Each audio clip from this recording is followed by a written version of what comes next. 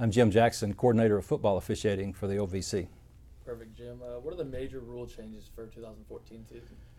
Football rules are changed every other year, and this is an off year.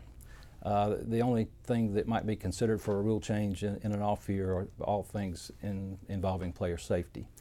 There are three things that are changed this year. And one is in replay games. Even though the OVC does not participate in replay, I know that OVC fans watch FBS games, so they ought to be aware of this, that if we call targeting in a replay game, FBS game, and replay decides that it wasn't targeting, and we put the player back in the game, just like we did last year. Last year, the penalty, however, stood. And this year, if we call targeting, and targeting is the only foul that we've called, and replay decides that it was not, the player is put back in the game, and the foul is not administered. So that's a big change. In non-replay games, according to conference policy, we may replay and take a look at halftime of targeting fouls that were called in the first half. Unlike full-blown replay, there's not a replay official. This will be done in the official's locker room by the referee, and then he will decide whether or not the targeting was a quality call. If it was not, we'll allow the player to come back into the game and play the second half rather than sit it out. The OVC will exercise that option, and we will be doing that in 2014. Now, the third rule change has with protection of the quarterback.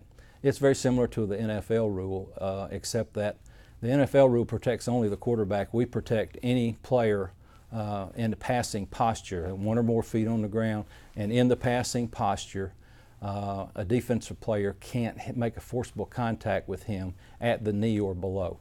That is just simply to protect the quarterback. I think it's a good rule change. Perfect. Jim, who makes these changes? The NCAA has a standing rules committee made up of football coaches and a few administrators. They meet every year in Indianapolis. They put forth their recommendations, and then there's a comment period for anybody in the NCAA to make a comment about the proposed rule changes.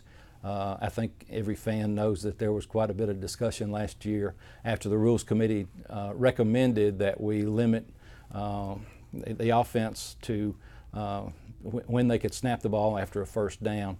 There was quite a bit of discussion in that comment period, and that rule was later rejected by the Playing Rules Oversight Panel. So that's the process for making rules. Coaches make them, and then there's a panel that approves them. Perfect. Some officials questions. Do the same officials work together every week? Yes, in the OVC we have crews. We have 5 7-man crews that work all the conference games and all of the games that involve other FCS schools. In addition, we've got 16 supplemental guys, and we blend those in on some of the Division II and Division III and AIA games in an OVC venue so that they'll get used to Division I athletes. But yes, the bulk of the games officiated in the OVC are officiated by crews. Perfect, thanks. In your opinion, did the OVC officials have a good year in 2013? We did.